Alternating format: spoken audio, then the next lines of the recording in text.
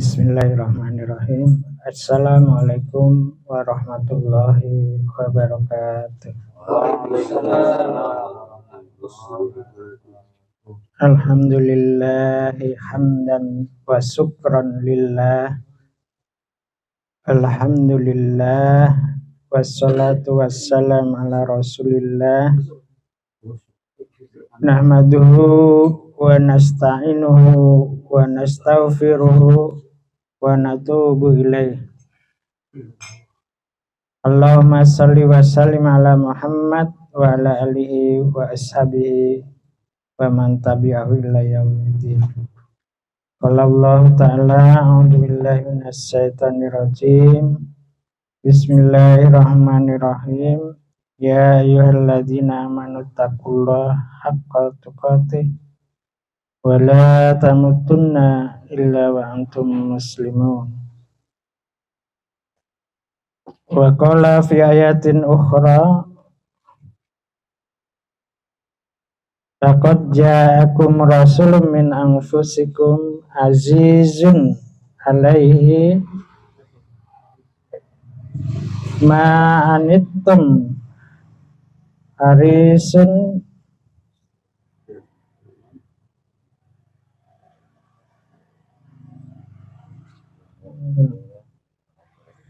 alaikum bil mu'minin harisun alaikum bil mu'minin raufur rahim.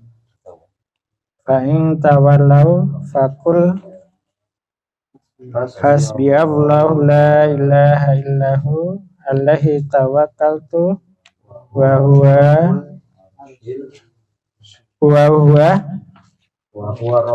rabbul arsyil azim. Sadaqallahul azim.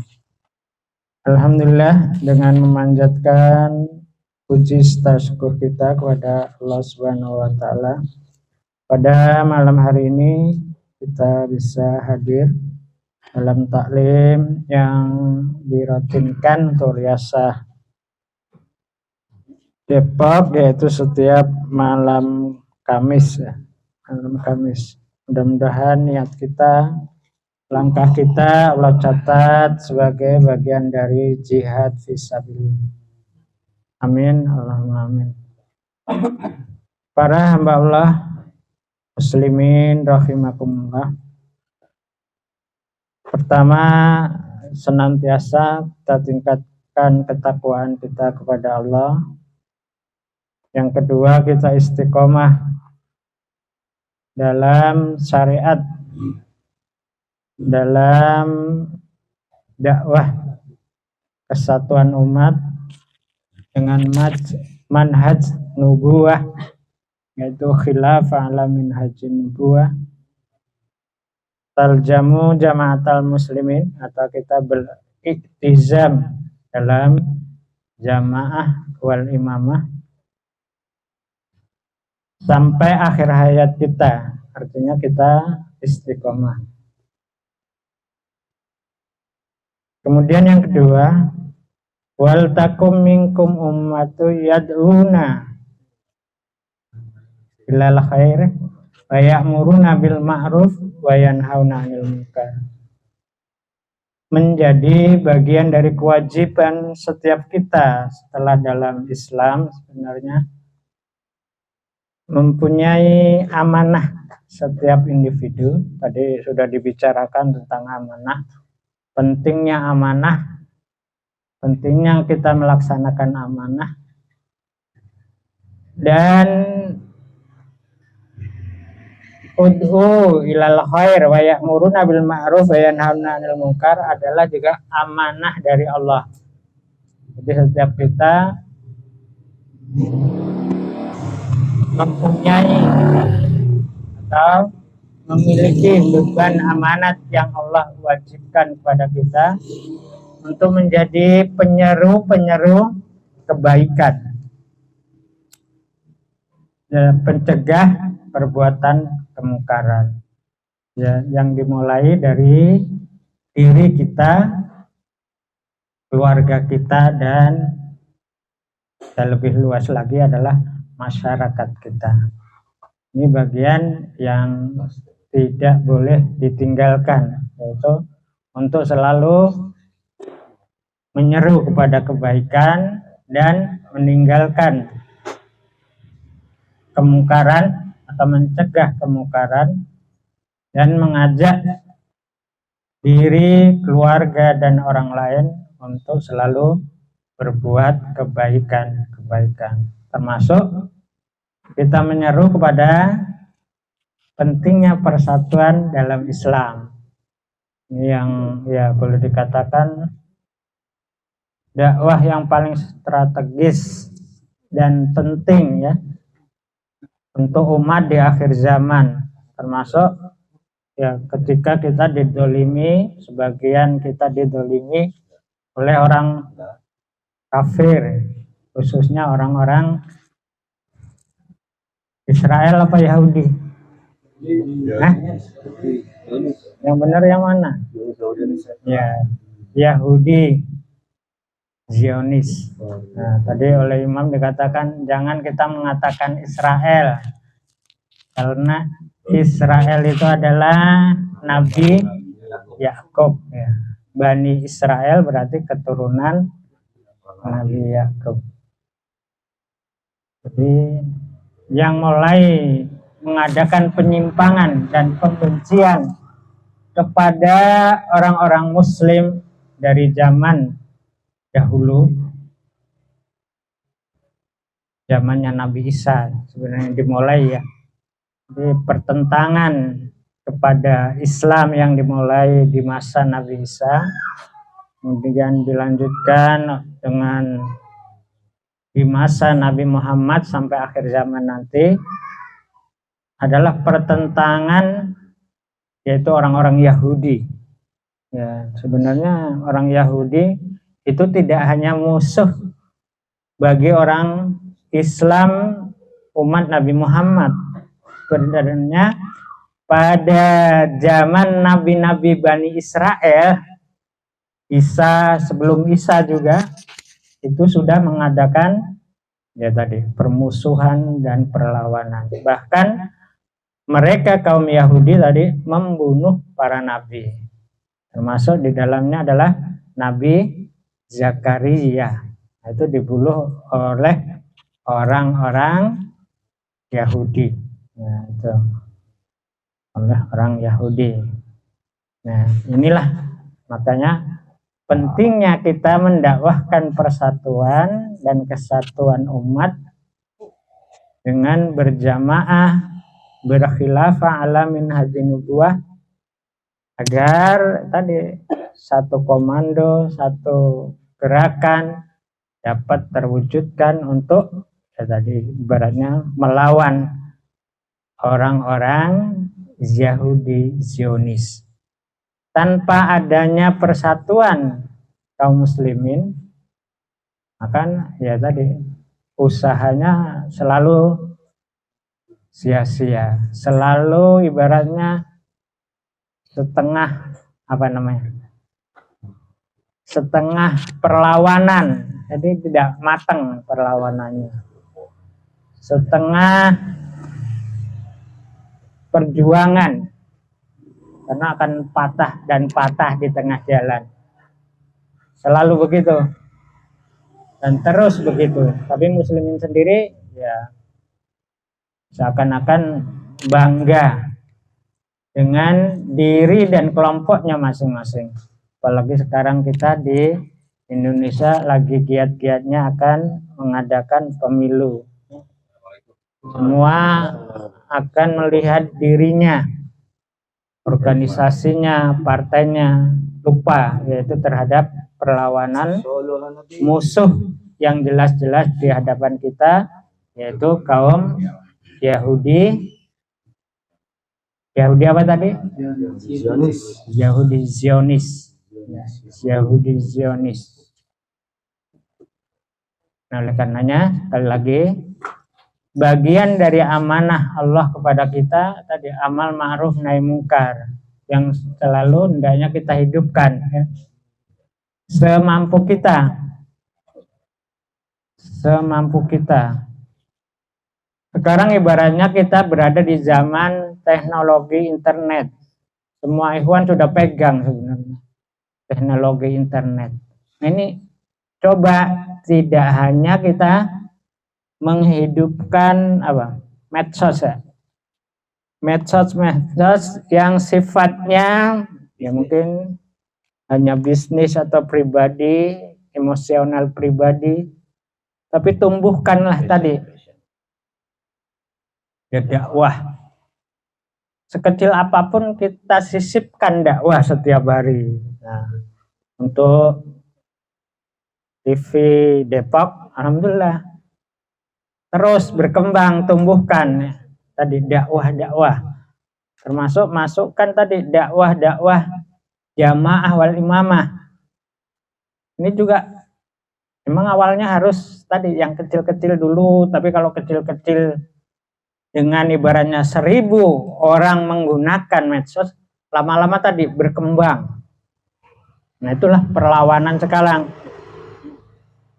Ya mungkin kita tidak bisa pergi ke Palestina semua. Kita tidak bisa melawan di medan perang di garda depan semua. Tapi dengan internet sekarang kita bisa mengadakan perlawanan lewat internet, yaitu dengan FB-nya atau dengan apa ya biasanya Ikhwan punyanya apa tuh?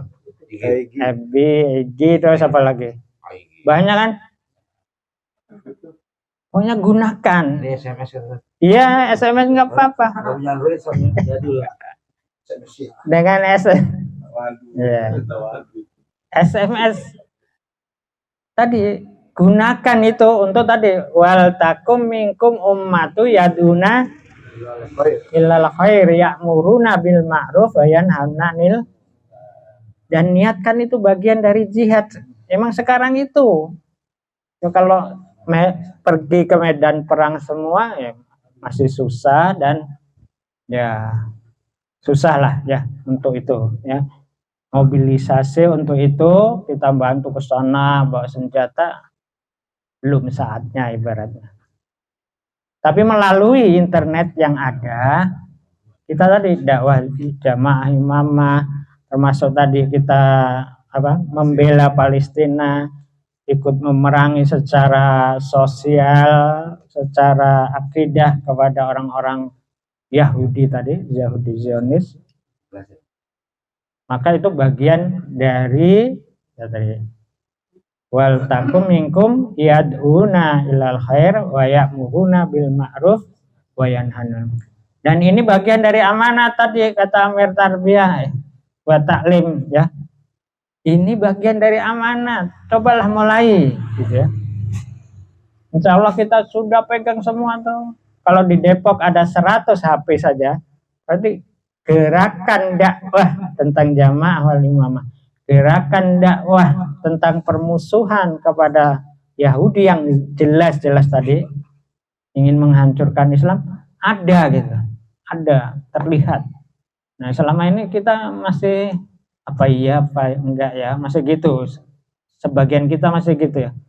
Sebagian lagi masih tidak percaya diri ya dengan dakwah jamaah itu tidak berdiri. Maka dengan internet kan nggak kelihatan orangnya. Ya sebenarnya bisa-bisa saja karena semua gerakan besar itu dimulai dari gerakan-gerakan kecil. Maka sekali lagi mari ya kita gunakan internet dengan kebaikan-kebaikan ya. Tidak hanya sekedar sendau gurau ya, sendau gurau, tapi niatkan tadi bagian dari ibadah kita, jihad kita yang bisa kita laksanakan ya, mulai mungkin bisa di pagi hari, sore hari dan lain sebagainya. Baik, itu sebagai mukadimah. Kemudian kita lanjutkan kajian kita surat apa tadi? At-Taubah. Pakai Android hilang mulu. Nah, Pak. Ini nih. At-Taubah ayat terakhir. 128 129. Baik. Langsung saja yang bawa Quran. Pak Arif bawa Quran nggak Pak Arif? Bawa Quran nggak? Lihat Quran. Duit mah kalau Quran dibeli. Langsung saja. A'udzubillahi minasyaitonirrajim. Bismillahirrahmanirrahim. Laqad ja'akum rasulun. Laqad kita bahas secara bahasa dan secara makna dan ya, termasuk fadilah-fadilah dari ayat ini. Sungguh-sungguh. Di dalam kata laqad itu sebenarnya dua kata. Lam taukid, kodnya sungguh. Kod di makna sungguh. Kalau di depannya ada kata kerja bentuk past tense atau fi'il madhi. Kalau di depannya kod ada fi'il mudhari continuous tense, itu artinya kadang-kadang. Nah, kalau di sini kan jaa berarti bentuk past tense, maka arti madhi. Ya. Maka artinya tadi sungguh-sungguh, makna taukid juga ya. Ya. Jadi sungguh-sungguh atau diartikan sungguh benar. Jadi, sungguh benar. Dan Allah sudah, ini Allah yang berkata ya. Sungguh benar telah datang kepada kamu seorang rasul, yakni Muhammad sallallahu alaihi wasallam. Kenapa ayat ini berbunyi demikian? Sungguh benar telah datang kepada kamu seorang rasul, karena sebagian dari tadi apa? Orang-orang Yahudi itu tidak percaya bahwa Muhammad adalah sebagai rasul. Maka sampai Allah bersumpah dua kali, Muhammad bin Abdullah bin Abdul Muttalib itu benar-benar seorang rasul.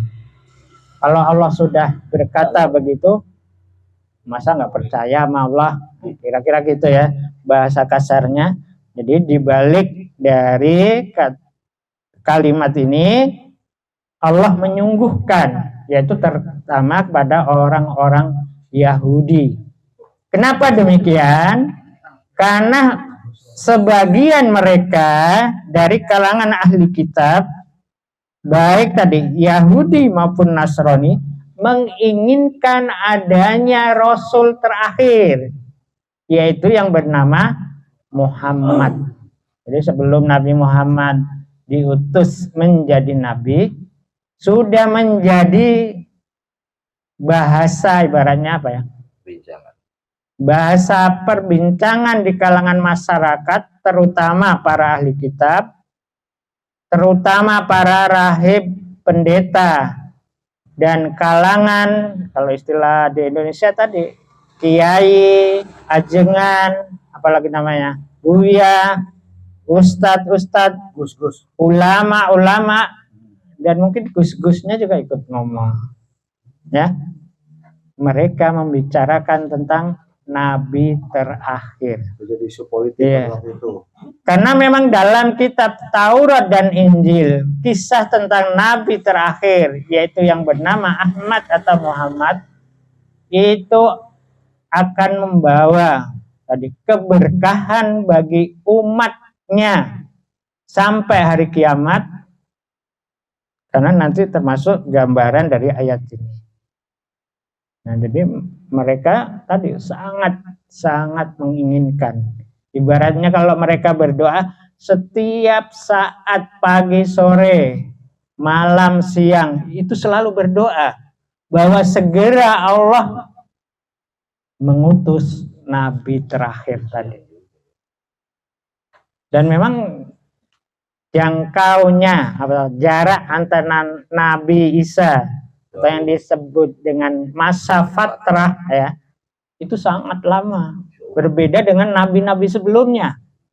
Bahkan kalau nabi-nabi sebelumnya ada yang bersamaan masanya, ya seperti Nabi Ibrahim dan Nabi siapa yang bersamaan? Lut, ya.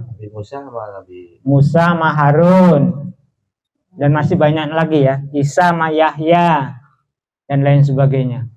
Ya. Iya. Jadi ada masa-masa yang sangat dekat. Sedangkan antara Isa dan Nabi Muhammad tadi jaraknya sangat jauh.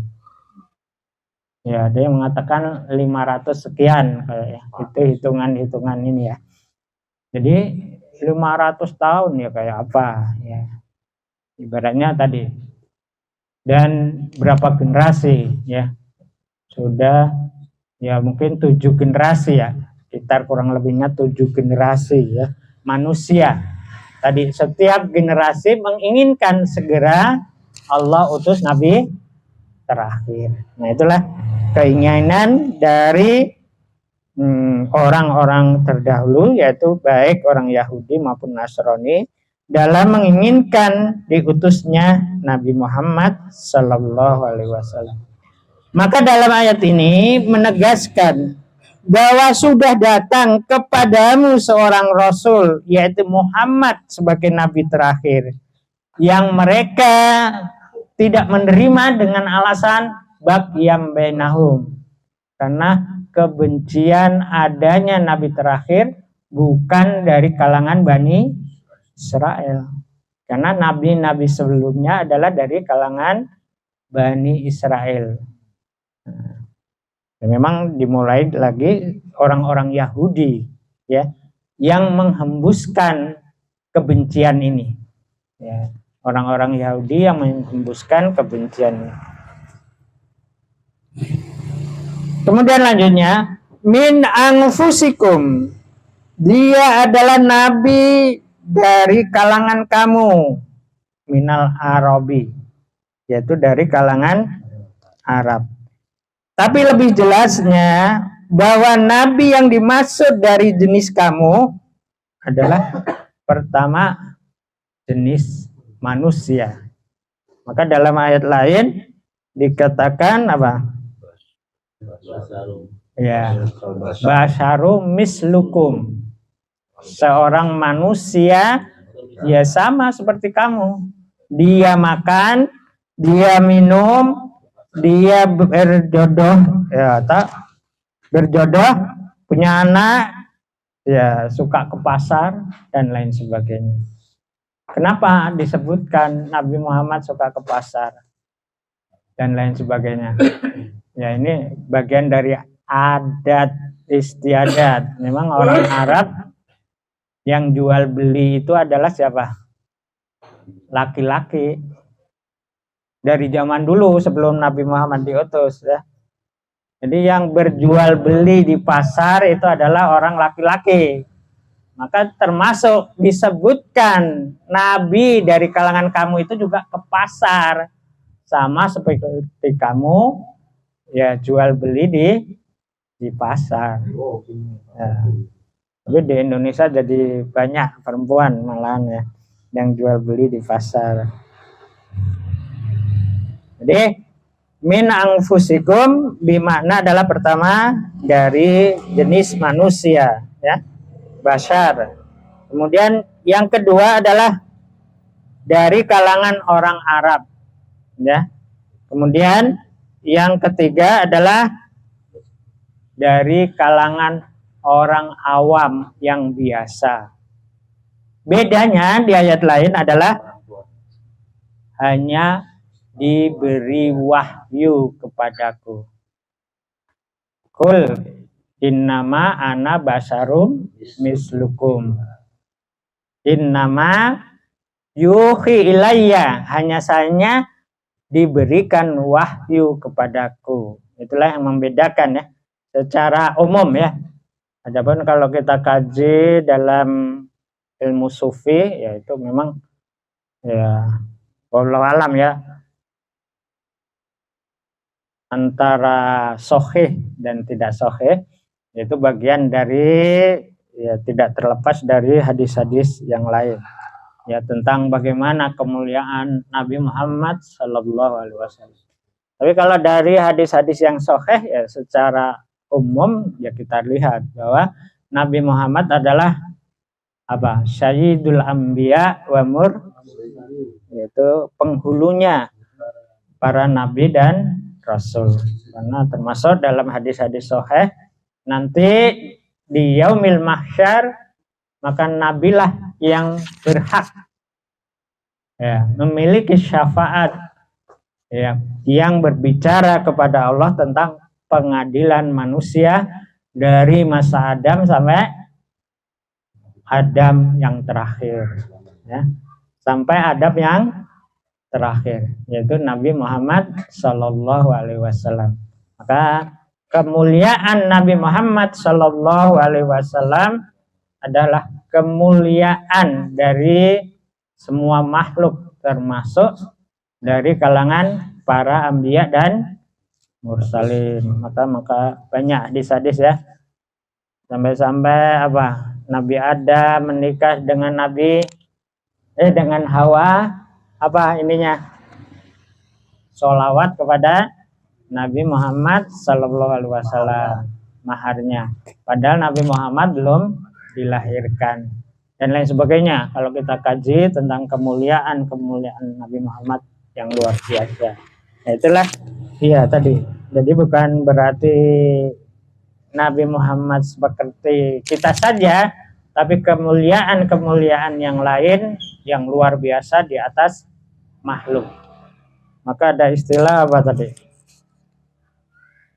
Manusia paling mulia dari makhluk-makhluk yang lain. Bahkan tidak diciptakan langit dan bumi dan isinya kecuali tadi karena berkat nama dan nur Muhammad Sallallahu Alaihi Wasallam. Itulah makna min anfusikum. Kemudian lanjutnya azizun alaih. Apa artinya Pak? Aziz agung. Ya secara harfiah kalau nggak disambung tuh aziz agung ya. Alaih padanya. Maka di dalam terjemah bebas disebutkan azizun alaih, dia merasa berat. Ma'anitum, karena keadaanmu atau tanggung jawab kepada umatnya. Jadi Nabi Muhammad Sallallahu Alaihi Wasallam dalam menerima amanah terhadap umatnya, tadi kalau kata Amir Tarbiyah Depok tadi, pentingnya amanah, bagaimana cara menanggung amanah, maka tadi contohlah Nabi Muhammad dalam menanggung amanah terhadap umatnya. Maka Rasul merasakan kesedihan, keberatan yang luar biasa dalam memperhatikan umatnya, tidak hanya di dunia. Maka ketika Rasul akan meninggal, apa yang dikhawatirkan? Umatku, tidak istriku, tidak anakku, dan lain. Tadi yang dikhawatirkan adalah umatnya. Bahkan nanti ketika diputuskan antara surga dan neraka, maka Nabi masih tadi membela atau memiliki syafaat yang ia gunakan untuk umatnya. Maka akan dicari ya, ibaratnya tadi, mangkola la ilaha illallah, siapa yang telah mengucapkan la ilaha illallah. Bahkan menurut riwayat dan para ulama hadis, walaupun sebagian menganggap keberatan, hanya mengucapkan, artinya hanya bersahadat tadi, la ilaha illallah Muhammad Rasulullah, akan dicari walaupun sudah beratus-ratus tahun di dalam neraka. Ini saking tanggung jawabnya, saking menanggungnya, saking apa lagi? Cintanya kepada umatnya, kasih sayang kepada umatnya, sampai nanti seperti itu di akhirat. Iya, maka ada sebutan-sebutan yang menggembirakan, kalau yang sering disampaikan oleh Gus Baha tuh. Wis to wong Islam itu masuk surga kabeh katanya. Udah jangan dipikirin dosa-dosa. Itu urusan Allah, ibaratnya begitu ya. Karena nanti Semua akan dicari oleh Nabi Muhammad, orang yang sudah berikrar la ilaha illallah Muhammad Rasulullah. Ya tapi jangan, kita walaupun sedetik jangan, mudah-mudahan diampuni dosa kita ya sebelum diputuskan tadi surga dan neraka. Tapi itulah ya sifat Rasulullah Shallallahu Alaihi Wasallam dalam tanggung jawab terhadap umatnya. Harisun alaikum. Apa harisun alaikum? Dia sangat menjagamu. Ya tadi termasuk tadi menunggumu sampai umatnya masuk ke dalam surga semua baru dia masuk dalam surga. Luar biasanya Rasulullah. Tidak akan masuk ke dalam surga kecuali umatnya sudah masuk surga. Ya? Ya tadi udah diproses di neraka kan? Iya nanti tergantung tadi. Termasuk syafaat Nabi Muhammad.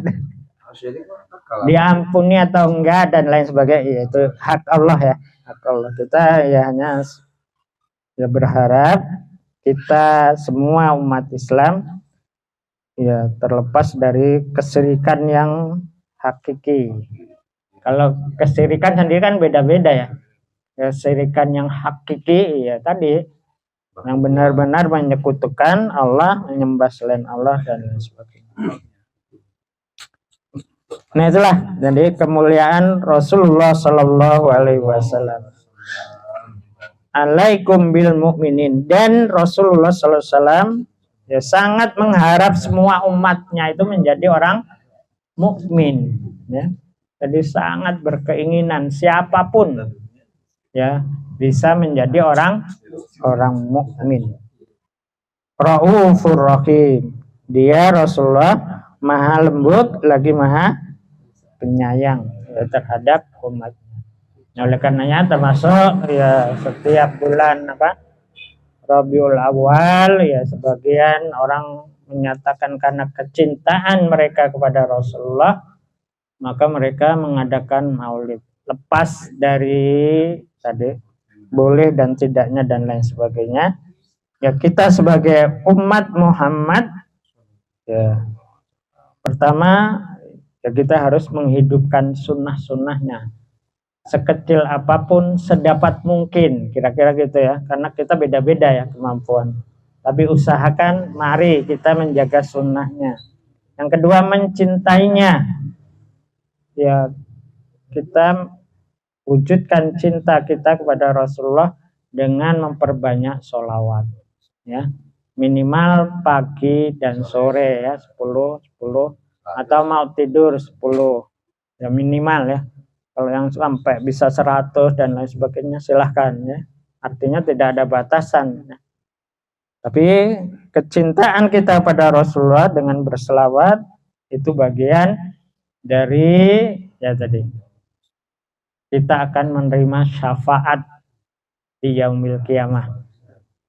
Karena termasuk kesolehan seseorang pada diri Rasul, kecintaan pada Rasul, ya tidak hanya dengan melaksanakan sholat 5 waktu atau rukun Islam yang 5 saja.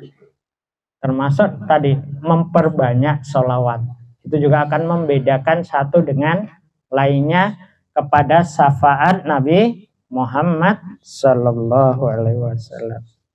Lanjutnya, fa'in tawallaw faqul hasbiyallahu la ilaha illahu alaihi tawakkaltu wa huwa rabbul arsyil azim.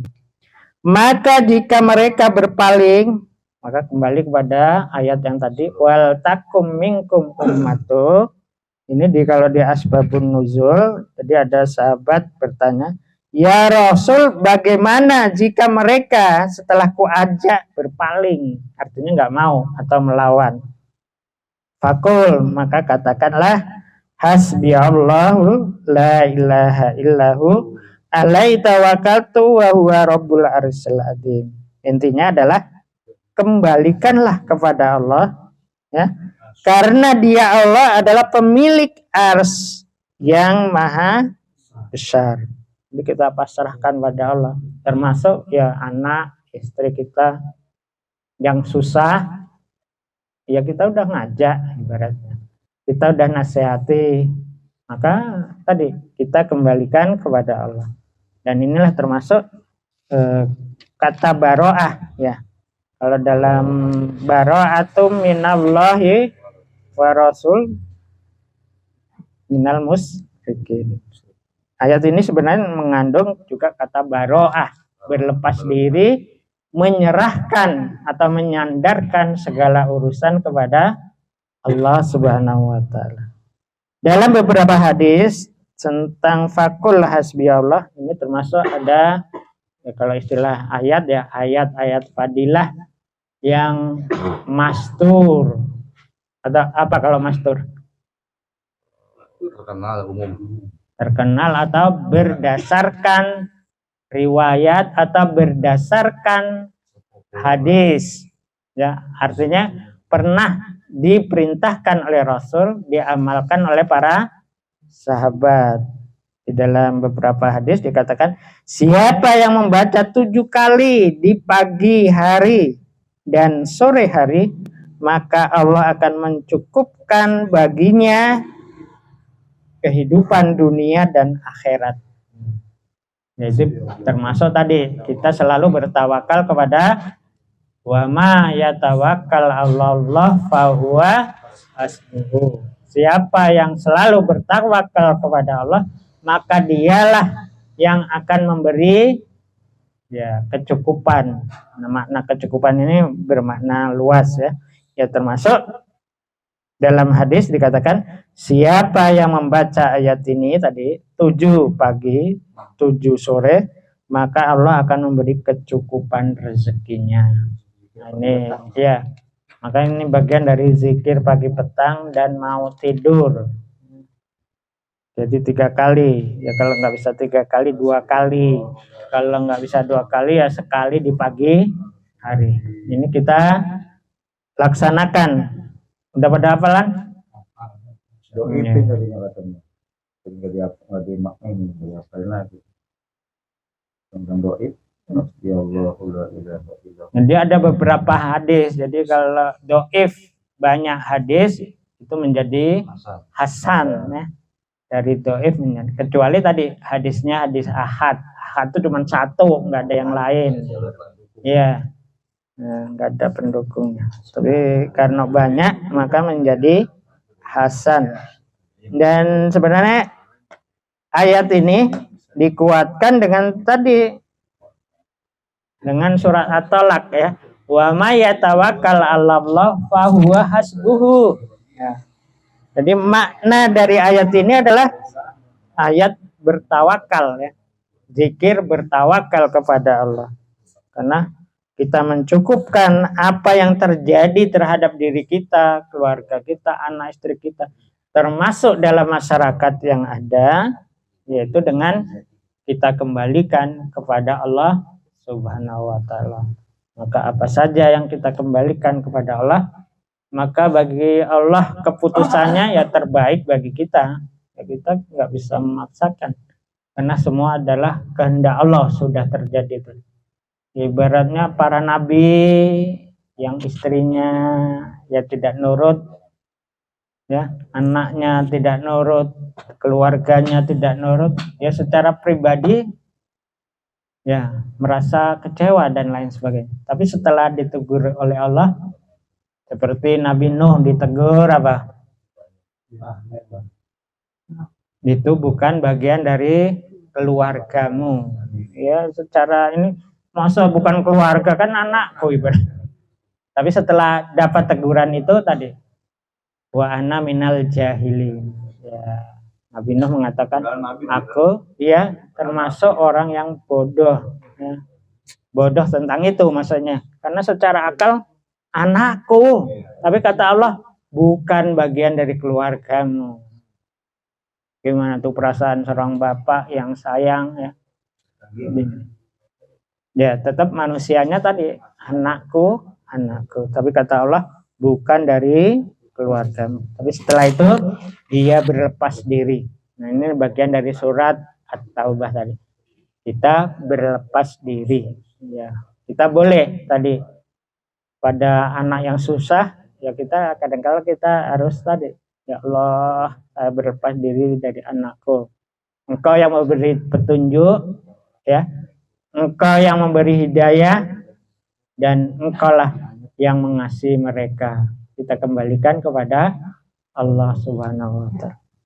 Baik, mungkin itu saja apa yang dapat kami sampaikan. Sekali lagi, akhir ayat tadi mudah-mudahan bagian menjadi zikir dan hayati artinya. Insya Allah kita termasuk nanti orang yang bertawakal. Innallaha yuhibbul muttawakkilin. Ini ayat banyak ya yang mengatakan bahwa Allah cinta kepada orang-orang yang selalu bertawakal. Mudah-mudahan kita termasuk orang-orang yang bertawakal. Kurang lebihnya, Assalamualaikum warahmatullahi wabarakatuh. Waalaikumsalam.